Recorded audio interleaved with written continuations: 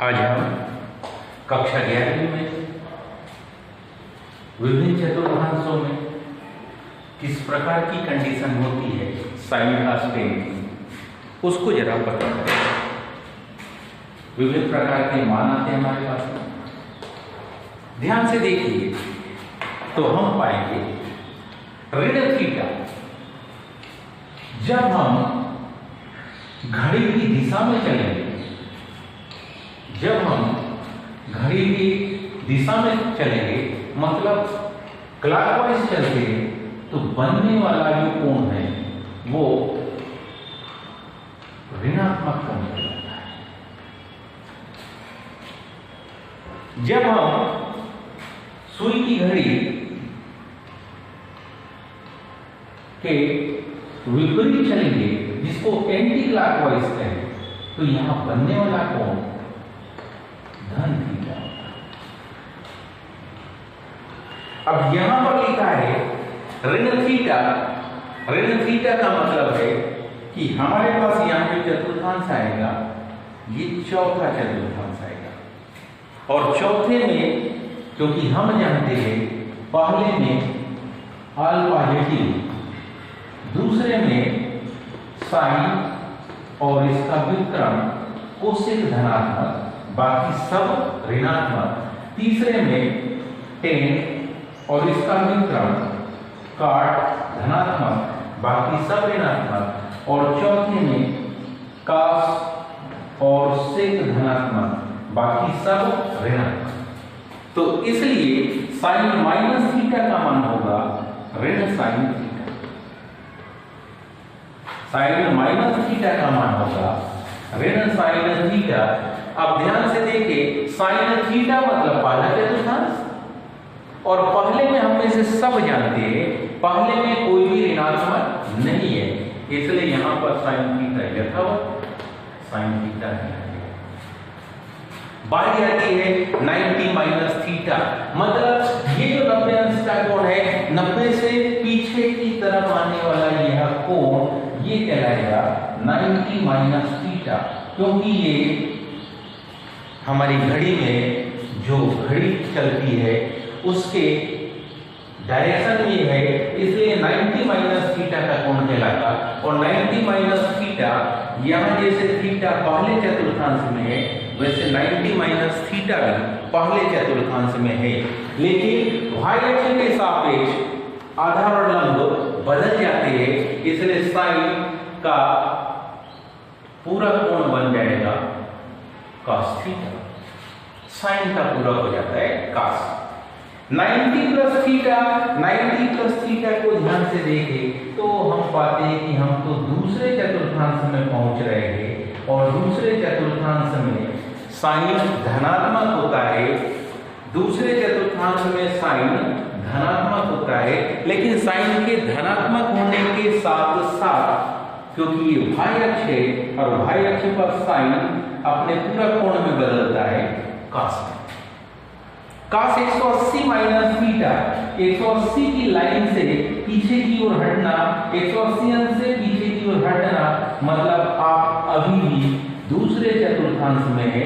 दूसरे चतुर्थांश में साइन धनात्मक है, क्योंकि हम आधार के सापेक्ष cos अक्ष यहां पर x अक्ष के सापेक्ष है, और x अक्ष के सापेक्ष साइन के मान में कोई परिवर्तन नहीं होता।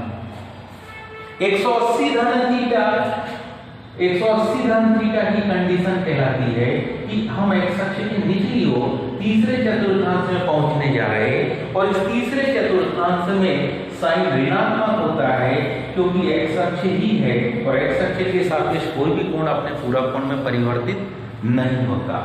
270 ऋण थीटा, इसका मतलब ये y अक्ष के सापेक्ष हम पीछे की ओर हट रहे हैं, और जब पीछे की ओर हट रहे हैं y अक्ष है, तो यहां साइन ऋणात्मक भी होगा, साथ ही साथ अपने पूरा कोण में भी बदलेगा।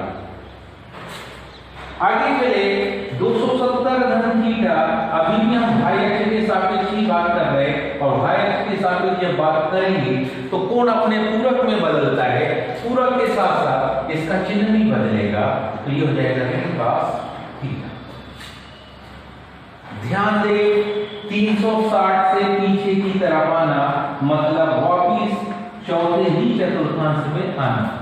180 धन थीटा तीसरे चतुर्थांश में थे, 270 ऋण थीटा तीसरे चतुर्थांश में थे, लेकिन 270 धन थीटा चौथे चतुर्थांश में है।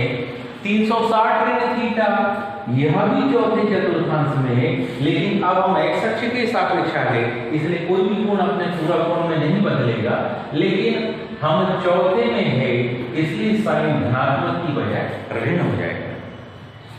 360 धन थीटा, ध्यान दीजिए हम 360 की बाउंड्री को पार कर रहे थे, यानी 360 धन थीटा कहने पर वापिस हम पहले चतुर्थांश में आ गए, इसलिए यहां पर साइन थीटा यथावत धनात्मक रहेगा। जिस तरीके से अभी अपन ने साइन को लिखा है बिल्कुल ठीक वैसे ही हम कास को भी लिखेंगे, लेकिन थोड़ी सी सावधानी रखेंगे। चौथे चतुर्थांश में साइन कास माइनस थीटा का मान धन कास थीटा ही रहेगा। पहले चतुर्थांश में कास थीटा ही रहेगा। 90 माइनस थीटा, चतुर्थांश पहला है, ऋणात्मक बिल्कुल नहीं होगा, लेकिन y अक्ष है, y अक्ष के सापेक्ष कोण अपने पूरा कोण में बदलेगा, इसलिए यह कास से साइन में परिवर्तित हो जाता है। 90 प्लस थीटा दूसरा चतुर्थांश है, दूसरे में कास ऋणात्मक होगा, साथ ही y अक्ष है, इसलिए यहां पर आएगा ऋण साइन थीटा। 180 ऋण थीटा, क्योंकि यह दूसरा चतुर्थांश है, एक्स अक्ष के सापेक्ष मान है, एक्स अक्ष के सापेक्ष कोण अपने पूरा कोण में बिल्कुल परिवर्तित नहीं होगा, लेकिन चिन्ह यहां पर ऋण आ जाएगा। 180 धन थीटा तीसरा चतुर्थांश है, तीसरे में कास ऋणात्मक होता है, क्योंकि पुनः एक्स अक्ष है, इसलिए कोण अपने पूरा कोण में परिवर्तित नहीं होगा।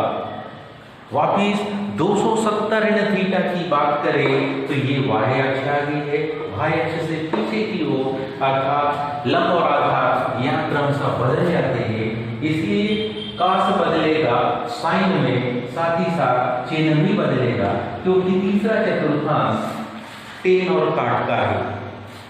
270 धन थीटा यह चतुर्थांश निश्चित कास का है, लेकिन हम y अक्ष के सापेक्ष पहुंच गए हैं, इसलिए कास अपने पूरा कोण में बदलता है। 360 ऋण थीटा चौथा चतुर्थांश है और x अक्ष के सापेक्ष बात हो रही है, इसलिए कास यथावत रहेगा, मतलब कास थीटा क्यों करते हैं। 360 धन थीटा हम पहले चतुर्थांश में हैं और पहले में कोई भी मान अपने मूल मान से परिवर्तित नहीं होगा। अब बारी आती है टेन थीटा की। टेन थीटा को हम लिख सकेंगे कुछ इसी प्रकार से, टेन थीटा ऋण टेन थीटा कहे, मतलब हम चौथे में पहुंच गए और हम ऋण कह रहे हैं, एक्स अक्ष के सापेक्ष पहुंचे, इसलिए टेन, ये टेन का चतुर्थांश नहीं है, इसलिए यहां पर जो टेन होगा वो ऋणात्मक होगा और उसको हम लिखेंगे ऋण tan theta.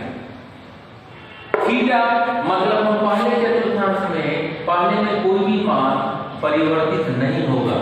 90 minus theta y अक्ष के सापेक्ष है, टेन बदलेगा काट में, लेकिन पहले में होने से चिन्हों में कोई परिवर्तन यहां नहीं होगा।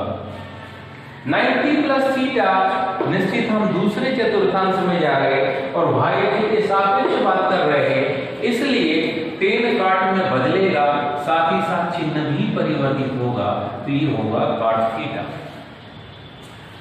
आगे जैसे ही हम पढ़ते 180 ऋण थीटा पुनः पाते कि अभी भी हम दूसरे चतुर्थांश में, लेकिन हम एक्स अक्ष के सापेक्ष बात कर रहे हैं, इसलिए यहाँ टेन यथावत टेन ही रहेगा, लेकिन चिन्ह जरूर बदलेगा, क्योंकि हम दूसरे चतुर्थांश में 180 धन थीटा टेन का चतुर्थांश है, टेन यहाँ पर धनात्मक रहेगा।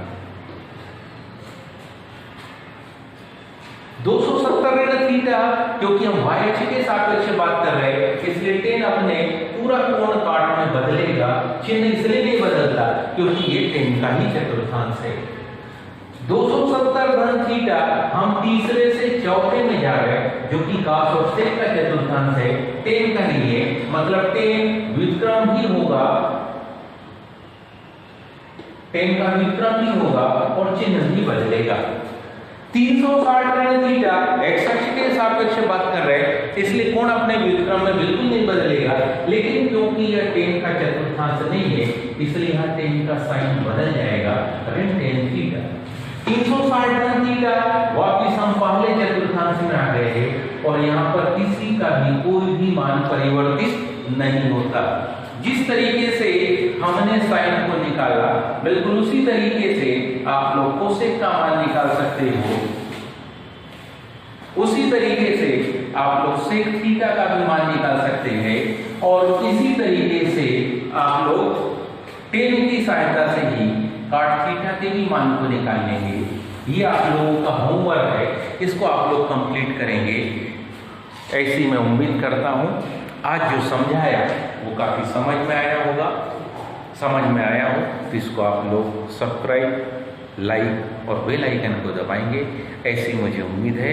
इसके आगे के पद को हम कल पढ़ेंगे। धन्यवाद।